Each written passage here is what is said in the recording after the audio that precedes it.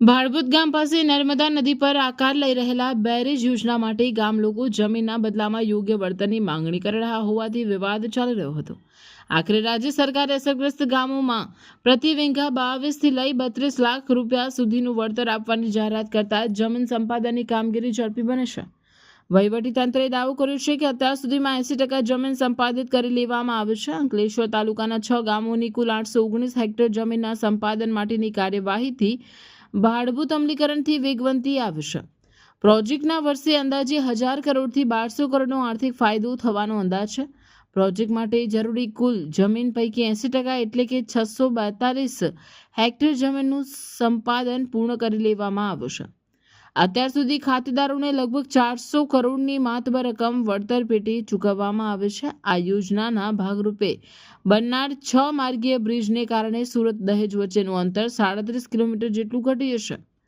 દહેજથી સુરત તરફ જતો વધુ એક માર્ગ બનવાથી નેશનલ હાઈવે તથા નવા એક્સપ્રેસ હાઈવે પર વાહનોનું ભારણ ઘટી જશે. બીજી બાજુ નર્મદા ભરૂચથી પસાર થતી નર્મદા નદીનું વહેણ અંકલેશ્વર તરફ ફંટાઈ રહ્યું છે, જેના કારણે અંકલેશ્વરના કાંઠા વિસ્તારોની ખેતીલાયક જમીન નદીમાં ગરકાવ થઈ રહી છે.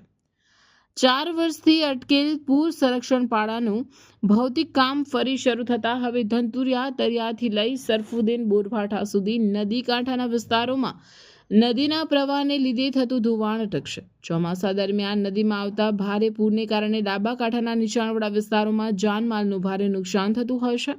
આ પાડાના નિર્માણથી પૂરના જોખમ સામે ડાબા કાંઠાના ગ્રામીણ વિસ્તારોને અભેદ સુરક્ષા કવચ મળશે અને નદી કાંઠે આવેલી ખેતીની ફળદ્રુપ જમીન ધોવાતી અટકશે. તો સાથે સાથે ભાડભૂત બેરેજ યોજના પૂર્ણ થતાં અંદાજે 599 મિલિયન વિશાળ જળાશયનું નિર્માણ થશે.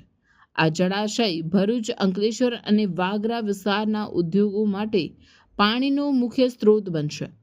સાથે જ ભરૂચ પાણીની સમસ્યા ભૂતકાળ બનશે.